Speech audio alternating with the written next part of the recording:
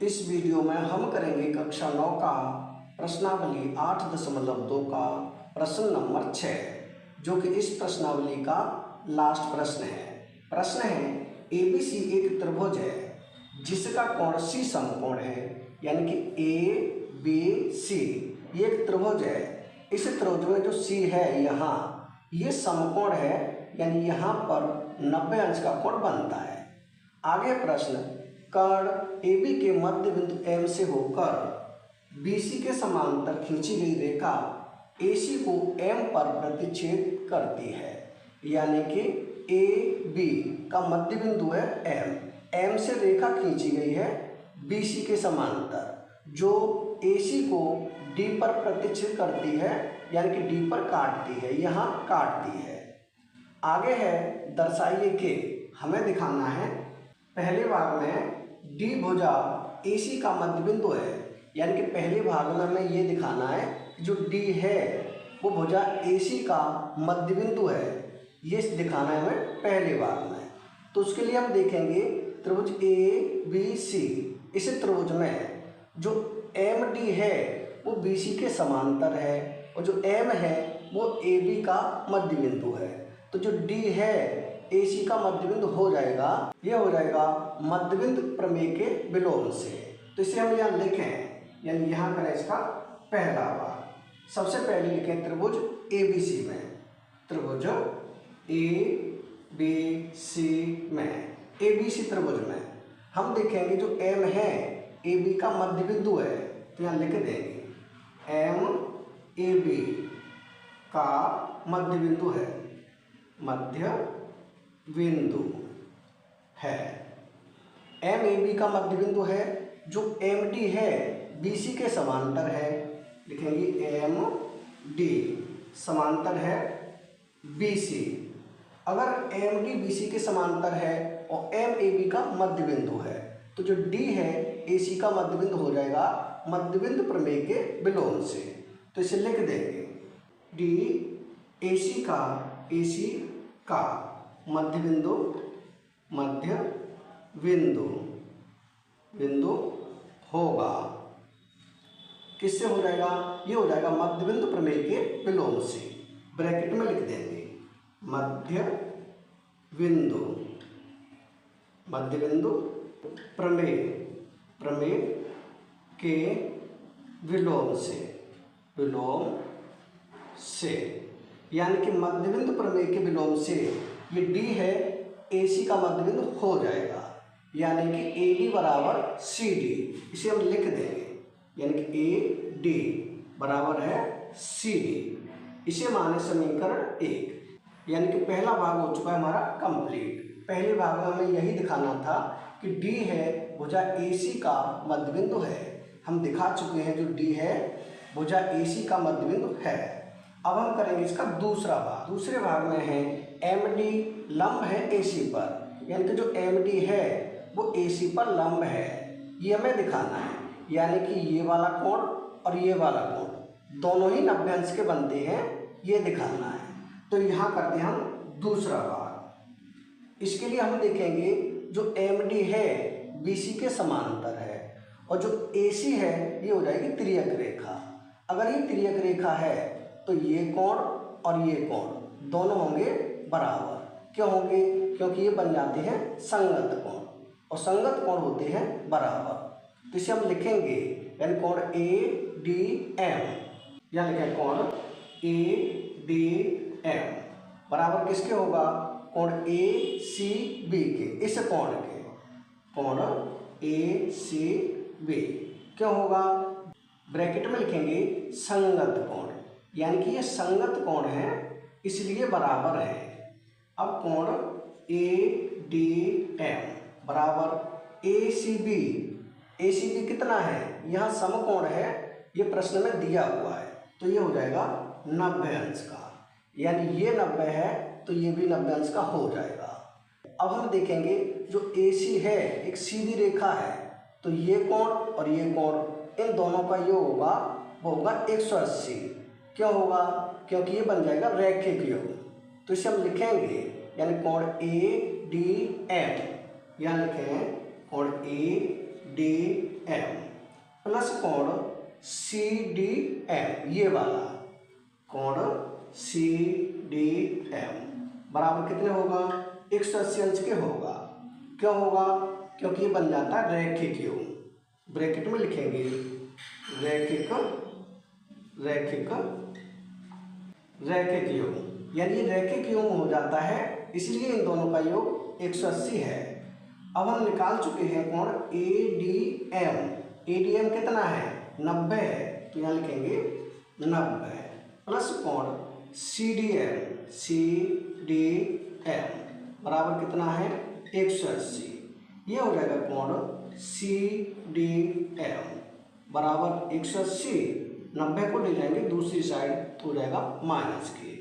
अंश यहाँ भी होगा, यहाँ भी, यहाँ भी, यहाँ भी, हर जगह होगा अंश, यानी ये हो जाएगा कोण सी डी एम बराबर 180 में से 90 घटाएंगे तो कितना बचेगा 90 बचेगा, यानी कि सी डी एम ये कितना है, ये 90 है।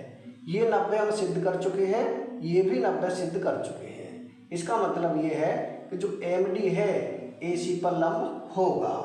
यहाँ लिख देंगे, यहाँ लिखेंगे एम डी लंब होगा किस पर, ए सी पर, ए सी पर। यही हमें सिद्ध करना था दूसरे भाग में, जो हमारा सिद्ध हो चुका है।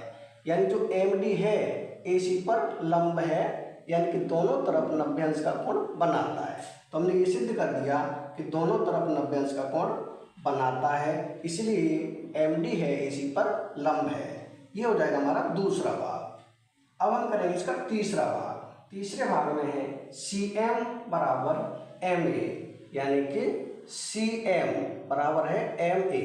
ये भुजा इसके बराबर है, ये सिद्ध करनी है, और बराबर है 1/2 ए बी के। 1/2 ए बी के बराबर भी है, ये भी सिद्ध करना है। तो अगर हम इन दोनों भुजाओं को सिद्ध कर देंगे तो ये तो हो जाएगा बाद में। तो पहले हम क्या करेंगे, इस त्रिभुज को और इस त्रिभुज को दोनों को सर्वांगसम दिखाएंगे। सर्वांगसम दिखाने के बाद सी पी सी टी से दोनों भुजा बराबर हो जाएंगे, यानी हम लेंगे त्रिभुज सी डी एम। यहाँ लें तीसरा भाग। तीसरे भाग में है त्रिभुज सी डी एम, त्रिभुज सी डी एम, और त्रिभुज कौन सा ए डी एम। इस त्रिभुज में ए डी एम, इन दोनों त्रिभुजों में। तो इसमें हम देखेंगे ए डी है वो सी डी के बराबर है, हम पहले भाग में ही सिद्ध कर चुके हैं। यानी जो ए डी है ये वाली भुजा इस भुजा के बराबर है, पहले भाग में हमने सिद्ध किया था। तो इसे लिख देंगे, यानी कि ए डी किसके बराबर है, सी डी के। हमने उसे समीकरण 1 माना था, तो यहाँ लिखेंगे समीकरण 1 से, भुजा का समीकरण 1 से। यह हमें और लिख देंगे, यानी इन त्रिभुजों में एक भाग हो गया। दूसरा भाग हम देखेंगे, इस त्रिभुज का ये कोण और इस त्रिभुज का ये कोण दोनों बराबर है, 90 अंश के हैं, यानी कोण सी डी एम। यहाँ लिखे कोण सी डी एम किसके बराबर है, कोण ए डी एम के। कोण ए डी एम क्यों बराबर है, दोनों ही 90 अंश के हैं। लिखेंगे प्रत्येक 90 अंश है, प्रत्येक 90 अंश का है। और हम देखेंगे तीसरा पॉइंट। तो तीसरा पॉइंट क्या होगा, जो एम डी है दोनों त्रिभुजों में, तो एम डी हो जाएगी कॉमन, यानी कि एम डी बराबर एम डी। ब्रैकेट में लिखेंगे उभयनिष्ठ, उभयनिष्ठ, यानी कि ये कॉमन है। अब दोनों त्रिभुजों में हम 3 भाग बराबर दिखा चुके हैं, इसका मतलब दोनों त्रिभुज हो जाएंगे सर्वांगसम। यहाँ लिखे त्रिभुज सी डी एम, तो सी डी एम सर्वांगसम होगा त्रिभुज A D M, A D M किस नियम से हो जाएगा, ये साइड एंगल साइड, यानी ब्रैकेट में लिखेंगे साइड एंगल साइड नियम से, नियमों से। ये दोनों त्रिभुज सर्वांगसम है, तो इसका मतलब जो सी एम है वो एम ए के बराबर हो जाएगा सी पी सी टी से। तो इसे लिख देंगे, यानी कि सी एम बराबर किसके होगा, ये होगा एम ए के। यानी कि ये वाली भुजा इस भुजा के बराबर हो जाएगी सी पी सी टी से। ब्रैकेट में लिखेंगे सी पी सी टी से। सी पी सी टी से हमने दिखा दिया कि सी एम बराबर एम ए, सी एम बराबर एम ए। अब हमें दिखाना है कि जो इसी के बराबर है 1/2 ए बी, तो यहाँ लिखें आगे, यानी कि ए बी। ए बी बराबर क्या होगा, ए बी यहाँ से यहाँ तक, इसका मतलब होगा M A plus M B. तो यहाँ लिख दें M A plus M B. जबकि एम है ए बी का मध्य बिंदु है, तो ये भुजा इसके बराबर होगी, तो एम बी की जगह पे हम रख देंगे एम ए, यानी यहाँ लिखें ए बी बराबर M A plus M A. ये आगे हो जाएगा, यानी कि ए बी बराबर क्या होगा, M A plus M A, ये हो जाएगा 2ma, यानी आगे हो जाएगा ए बी, जो 2 है इधर आ जाएगा, बट्टे में हो जाएगा 2, यानी कि एम ए।